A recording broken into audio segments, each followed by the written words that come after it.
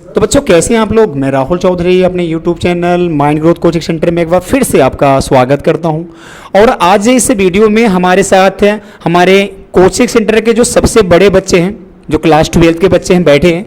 इनसे हम ढेर सारी बातें करेंगे, इनके फ्यूचर के बारे में बातें करेंगे। ठीक है, तो सबसे पहले हम इनको आपको इंट्रोड्यूस करवाएंगे कि ये कहाँ पढ़ते हैं, ये कहाँ से आते हैं। ठीक है, तो चलिए हम इनके बारे में बातें करते हैं। तो पहले मैं इनसे बातें करूँगा। आपका नाम क्या है? स्वाति शर्मा। आप कहाँ से बिलोंग करते हो? परसा बेसिंग बाजार। आप कहाँ पढ़ते हो? किस्तूराजा स्कूल। ठीक है, ये पढ़ती हैं किस्तूराजा में। और मैं बारी बारी सबसे आपको इंट्रोड्यूस करवाऊंगा। मैं इनसे बात करता हूँ। आपका नाम क्या है? श्वेता चौधरी। आप कहाँ से बिलोंग करते हो? बेसिंग बाजार। आप कहाँ पढ़ते हो? किस्तूराजा हाई स्कूल कुशीनगर। ठीक है, ये भी हमारी किस्तूराजा से हैं। मैं इनसे बात करूँगा। आपका नाम क्या है? अंजनी मधेशिया। आप कहाँ से बिलोंग करते हो? चिकटा से। आप पढ़ते कहाँ पे हो? रामदेव मिश्रा पे। रामदेव मिश्रा। ठीक है, मैं इनसे बात करता हूँ। आपका नाम क्या है? सरगम प्रजापति। आप पढ़ते कहाँ हो? रामदेव मिश्र सीनियर सेकेंडरी स्कूल आप कहाँ से बिलोंग करते हो? मंगलपुर। आपका नाम क्या है? अनु गुप्ता। आप कहाँ से बिलोंग करते हो? मछलीगांव। आप कौन से स्कूल पे पढ़ते हो? महर्षि वाल्मीकि इंटरमीडिएट कॉलेज। चलिए, आपका नाम क्या है? खुशबू चौधरी। आप पढ़ते कहाँ हो? महर्षि वाल्मीकि इंटर कॉलेज। आप कहाँ से बिलोंग करते हो? ऐसे बाजार। ठीक है, अभी आपको देखा कि अभी यहाँ पे 3 इंटर कॉलेज की बच्चियाँ बैठी हुई हैं। ठीक है, मैं बच्चों से बात करता हूँ। आपका नाम क्या है? नीतीश मदेशिया। आप पढ़ते कहाँ हो? सन पुष्पा इंटर कॉलेज। आप कहाँ से बिलोंग करते हो? सिकटा। चलिए, आपका नाम क्या है? अमर सिंह सेठवार। आप पढ़ते कहाँ हो? Subhash inter college. आप कहाँ से बिलोंग करते हो? परसा बेसिंग कुशीनगर। आपका नाम क्या है? प्रदुमन कनौजिया। आप कहाँ पढ़ते हो? वाल्मीकि वाल्मीकि पे। आप कहाँ से बिलोंग करते हो? मंगलपुर। ठीक है, जैसे कि दिख रहा है आपको, अभी यहाँ पे 5 इंटर कॉलेज के बच्चे बैठे हैं। ठीक है, ये 5 इंटर कॉलेज के बच्चे आपके सामने बैठे हुए हैं। हम इनसे बहुत सारी बातें करेंगे, जो इनकी फ्यूचर प्लानिंग है हम उसके बारे में बातें करेंगे। ठीक है, ये ज़िंदगी में अपने क्या करने वाले हैं, क्योंकि सबसे बड़ा सवाल होता है इस उम्र का कि हमें ज़िंदगी में करना क्या है। क्योंकि बिना प्लानिंग की कोई भी ज़िंदगी क्या होती है, अधूरी होती है। ठीक है, और मैंने आपको बार बार कहा कि सबसे बड़ा हथियार है हमारा एजुकेशन। इसके बिना हमारी पूरी ज़िंदगी क्या है, अधूरी है। और अगर ये हथियार है तो आप दुनिया से लड़ सकते हो और कोई भी आपके जीवन में रोड़ा नहीं आएगा आपको सफल बनाने के लिए। ठीक है, तो अगला जो हमारे सवाल होगा इन बच्चों से कि ये ज़िंदगी में बनना क्या चाहते हैं, ये सबसे मैं बताऊँ कि जटिल क्वेश्चन है इन बच्चों के लिए कि ये लाइफ में क्या बनेंगे, क्या करेंगे, इनकी प्लानिंग क्या है। तो मैं बारी बारी से पहले ये प्रश्न पूछूंगा कि ये लाइफ में क्या बनना चाहेंगे, क्या बनने का इन्होंने सपने को बूंद रखा है। तो मैं पहले इनसे पूछूंगा कि ये क्या बनना चाहेंगे। तो आप क्या बनना चाहोगे लाइफ में? डॉक्टर। क्यों, क्यों लगा कि आपको डॉक्टर ही बनना सबसे बेटर रहेगा? सर पापा का सपना है। ठीक है, चलिए, इनके पापा का सपना कि इनको डॉक्टर बननी है। मैं इनसे बात करता हूँ। आपको क्या बनना लाइफ में? Sir I want to become a future doctor. कौन सा डॉक्टर? सर्जन। सर्जन डॉक्टर, बहुत बढ़िया। क्यों, क्यों? सर ये मेरे चाचू का सपना है। आपके चाचा का सपना, बहुत बढ़िया। चलिए, इनके चाचा का सपना कि इनको सर्जन बननी है। मैं इनसे बात करता हूँ। आपको क्या बनना लाइफ में? आपका कोई ड्रीम है? कुछ भी बन सकते हैं। कुछ भी बन सकते हैं। कुछ भी बन सकते हैं। चलिए, मैं इनसे बात करता हूँ। आपको क्या बनना है लाइफ में? डॉक्टर बनना सर। क्यों, क्यों लगा कि आपको डॉक्टर ही बनना चाहिए? क्योंकि मुझे जिंदगियों को बचाने का बहुत शौक है। चलिए, इन बच्चों को आपने देख रहे हो कि इन बच्चों के अंदर एक बहुत बड़ा हौसला और सबके अंदर एक ना एक एक सपना उन्होंने बूंद के रखा कि ज़िंदगी में इनको ये करना। ठीक है, मैं इनसे बात करता हूँ। क्या करना आपको लाइफ में? एयरफोर्स ज्वाइन करना। एयरफोर्स क्यों, क्यों लगा कि आपको एयरफोर्स ज्वाइन करनी है? आपको मालूम हो कि इस उम्र के बच्चों के अंदर 2 ही सपने ज़्यादा मिलते हैं, एक डॉक्टर बनना, एक इंजीनियर बनना। तो इनके अंदर एक बहुत बड़ा सपना कि एक पायलट बनने को भी एयरफोर्स में। क्यों लगा आपको कि आपको पायलट बनना चाहिए एयरफोर्स में? ये मेरा सपना है। आपका सपना है। चलिए, मैं इनसे बात करता हूँ। क्या ड्रीम है आपका लाइफ में? डॉक्टर बनना। क्यों डॉक्टर बनना है? क्योंकि मेरा सपना है। इनका सपना है डॉक्टर बनने का। मैं इनसे बात करता हूँ। ये सन पुष्पा पे पढ़ते हैं। तो क्या सपना आपका लाइफ का? पुलिस बनना। पुलिस क्यों, क्यों लगा कि आपको पुलिस ही बनना चाहिए? ये सपना है। मैं इनसे बात करता हूँ। क्या बनना होगा ज़िंदगी में? Indian army. आर्मी ज्वाइन करना। क्यों? क्योंकि उसी का रात में सपना आता है। सही है। मैं देखो अपनी सपना होनी चाहिए। और मैंने आपको बार बार ये बात कहा, मैं बच्चों को थोड़ा सी बताना चाहूँगा कि सपना तो देखना बहुत जरूरी है। सपने के बिना तो कुछ होने वाले नहीं है। लेकिन अगर हमने सपनों में जिद को जोड़ दिया तो ऐसा कोई धरती पे कोई शक्ति नहीं है कि आपके सपनों को पूरा कर सके। तो सपना आपको देखनी चाहिए और साथ में जिद भी एक उत्पन्न करनी चाहिए और वही जिद आपको बुलंदियों तक लेके जाएगा। ठीक है, इनका भी सपना है आर्मी में जाने का और मुझे भी बहुत, मैं भावुक हो जाता हूँ सुन के जब कोई आर्मी के बारे में बात करता, क्योंकि मेरा भी सपना था बचपन का कि मैं भी काश आर्मी ज्वाइन करता, लेकिन नहीं हो पाया। मैंने बहुत बार ट्राई किया, ठीक है। लेकिन एक चीज़ मैंने वहाँ से सीखा, लोगों ने मुझे बताया, जो हमारे सीनियर थे हमने बताया उन्होंने, कि कोई ज़रूरी नहीं होता कि आप वर्दी ही पहनकर देश की रक्षा कर सको, आप बिना वर्दी के भी आप देश की रक्षा कर सकते हो। ठीक है, तो क्या बनना चाहोगे आप? हम पढ़ लिख कर समाज की सेवा करना चाह रहे हैं। चलिए, बहुत बढ़िया। एक हमारे बीच समाज सेवक बैठे हैं जो पढ़ लिख कर हमारी जो समाज है उसकी सेवा करना चाहेंगे। ये भी बहुत बड़ा कार्य है। तो कोई ज़रूरी नहीं होता कि हम गवर्नमेंट जॉब करें, हम डॉक्टर बने, हम वकील बने या हम इंजीनियर बने। देश की सेवा भी क्या होता है, सबसे बड़ा कर्तव्य होता है हमारे लिए। ठीक है, तो अगला जो हमारे क्वेश्चन इन बच्चों के लिए कि इनको कौन सा सब्जेक्ट सबसे बेस्ट इनको अच्छा लगता है, कौन सा इनका बेस्ट प्लेयर है, इनका कौन सा बेस्ट गेम है। ये 3 प्रश्नों का मैं बारी बारी आंसर जानने का प्रयास करता हूँ। तो आपको कौन सा, आपका सबसे फेवरेट सब्जेक्ट क्या है? बायोलॉजी। क्यों क्यों लगता है आपको बायोलॉजी अच्छा? इंटरेस्ट है उसमें बायोलॉजी। और सबसे बेस्ट गेम क्या है आपका?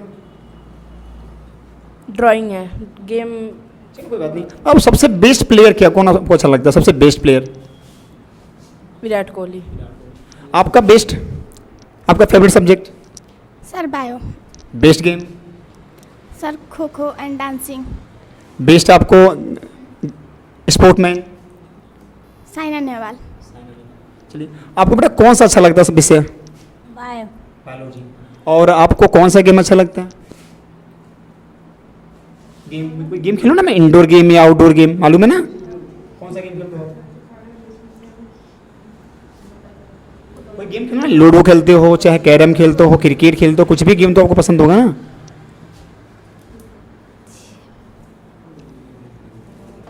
चलो, आप बताओ आपको कौन सा गेम अच्छा लगता है? क्रिकेट। क्रिकेट खेलते हो, चलो। तो आपको कौन सा विषय, आपका सबसे फेवरेट विषय कौन सी है? बायो। आपका सबसे फेवरेट प्लेयर कौन सी है? Carrom. Favourite player? Hardik Pandya. चलो, बहुत बढ़िया। क्रिकेट से इंटरेस्ट है, मैं इनसे बात करूंगा। तो आपका फेवरेट सब्जेक्ट क्या है? मैथ। Very good. आपका फेवरेट स्पोर्ट क्या है? हॉकी। आपका फेवरेट प्लेयर कौन है? MS धोनी। बहुत बढ़िया। मैं इनसे जानने का प्रयास करता हूँ कि आपका फेवरेट सब्जेक्ट क्या है? इंग्लिश। इंग्लिश। और आपका फेवरेट गेम? वैसे तो कबड्डी अच्छा लगता है। Favourite player? और रोहित शर्मा। आपको कौन सा विषय सबसे अच्छा लगता है? मैथ। और आपको कौन सा स्पोर्ट सबसे बढ़िया लगता है? स्पोर्ट कोई गेम जो खेलते हो आप? कबड्डी। और कौन सा स्पोर्ट मैन आपको बढ़िया लगता है, सबसे अच्छा आपका फेवरेट है वो? विराट कोहली। मैं इनसे बात करता हूँ कि आपको कौन सा विषय सबसे अच्छा लगता है? हिस्ट्री। केमिस्ट्री। चलो, और कौन सा गेम आपको अच्छा लगता है? WWE। और आपको कौन सा जो स्पोर्ट मैन है सबसे अच्छा लगता है? Roman Reigns. मैं इनसे बात करता हूँ कि आपको आपका कौन सा फेवरेट सब्जेक्ट है? मैथ और इंग्लिश। और आपका कौन सा सबसे गेम अच्छा लगता है? क्रिकेट। आपको प्लेयर कौन सा सबसे आपका बेस्ट है? हार्दिक पांड्या। चलिए, तो बच्चों, मतलब इस बच्चों के अंदर भी मतलब एक गेम में खेलने की मतलब एक है, इनके अंदर एक क्षमता भी है, योग्यता भी है। और मैंने आपको बार बार कहा कि पढ़ाई के साथ साथ गेम भी हमारे सेहत के लिए बहुत इंपॉर्टेंट होती है। जो पढ़ाई तो हमारे दिमाग का विकास करता है, लेकिन जो हमारे गेम है, जो खासकर हमारे जो आउटडोर गेम है, वो हमारे बॉडी का विकास करते हैं। ठीक है, और इन बच्चों की मतलब इस प्रश्नों के बाद मैं बच्चों से ये प्रश्न पूछना चाहूँगा कि अगर इनको DM बना दिया जाता है, मैं इस बच्चों की जो साइकोलॉजी का जो माइंड है उसको मैं पता करने का प्रयास करता हूँ, कि मैं ये जानने का प्रयास करता हूँ कि इनके दिमागों में क्या चल रहा है और ये सोसाइटी में कितने एक्टिव हैं। और मैं इससे एक्टिव, जो हमारी एक्टिवनेस, इसको पता करने के लिए हम इनसे एक प्रश्न पूछेंगे। और हमारा जो अगला प्रश्न है कि अगर इनको DM बना दिया जाए तो सोसाइटी में कौन कौन से बदलाव लाना चाहेंगे? ये हमारे आने वाले देश के भविष्य हैं, तो इनके अंदर उस सोच को हम पता करने का प्रयास करते हैं कि ये सोसाइटी के लिए क्या करना चाहते हैं और इनके अंदर इच्छा क्या, कि हम ऐसे बदलाव कर दें जो क्या हो सबके लिए फ़ायदेमंद हो। तो मैं बारी बारी से प्रश्न सबसे पूछूंगा कि अगर इनको DM बना दिया जाए अपने ज़िले का, तो वो कौन कौन से परिवर्तन लाना चाहेंगे जो आज इस समय में सही नहीं है, उसको बदलाव करने का ज़रूरत है। ठीक है, मैं इनसे बात करता हूँ श्वेता से कि अगर आपको डीएम बना दिया जाए आपको, तो आप क्या बदलाव लाना चाहोगे अपने सोसाइटी के लिए? सर सबसे पहले कि गरीबों को रोज़गार मतलब मिलना चाहिए, खाने पीने का व्यवस्था, मकान की व्यवस्था होनी चाहिए, और जो गरीब के बच्चे हैं उनको भी पढ़ने लिखने की सुविधा होनी चाहिए। सर गांव-गांव में, शहर में मतलब रोड होना चाहिए। चलो बहुत बढ़िया, इनकी सोच बहुत बढ़िया। और इनकी सोच मुझे सबसे बढ़िया क्या लगा कि जो हमारे गरीब लोग हैं उनको हमें स्टेबल करना चाहिए, क्योंकि वो स्टेबल नहीं हो पाते, मतलब बेचारे वो मजदूरी के लिए दर दर उनको भटकना पड़ता है। तो ऐसे कुछ से आज जो हमारी गवर्नमेंट है हमें अपाहिज बना रही है, क्योंकि वो फ्री में राशन, फ्री में बिजली, फ्री में पानी। इसका मतलब क्या हुआ कि वो हमें अपाहिज बनाना चाहती है। ठीक है, गवर्नमेंट का दायित्व क्या होता है कि लोगों को वो रोजगार दें ताकि उनका भविष्य क्या रहे, हमारा उज्जवल रहे। तो इनकी सोच बहुत बढ़िया है। और इनकी पहली सोच मुझे क्या अच्छा लगा कि ये लोगों को रोजगार देना चाहती हैं। ठीक है, इसी क्रम में मैं इनसे बात करता हूँ कि आप क्या करना चाहोगे एज ए डीएम? सर हम पहले टीचिंग लाइन में चेंजेस लाना चाहेंगे, क्योंकि अपने यहाँ की टीचिंग लाइन बहुत ही ख़राब है। और उसके बाद से फिर हम सोसाइटी को और डेवलप करना चाहते हैं, क्योंकि यहाँ की सोसाइटी भी ज़्यादा डेवलप नहीं है। और यहाँ की जो पुलिस है उनमें भी चेंजेस लाना चाहते हैं, क्योंकि यहाँ के पुलिस मतलब काम के बिहेवियर सही नहीं है। तो आपने कहा कि जो यहाँ की एजुकेशन सिस्टम है वो सही नहीं है, तो कौन सा परिवर्तन आप लाना चाहेंगे? क्या आपको लगता है कि नहीं ये चीज़ें गलत हो रही है हमारे एजुकेशन सिस्टम में? सर जैसे हमारे वहाँ प्राइमरी स्कूल है, उसमें पढ़ाई तो होता नहीं है, बस बच्चे जाते हैं आते हैं। ठीक है, तो हम अगले बच्चे से बात करते हैं कि अगर आपको आपके जिले का आपको डीएम बना दिया जाए तो सोसाइटी के लिए कौन सा बदलाव आप लाना चाहोगे?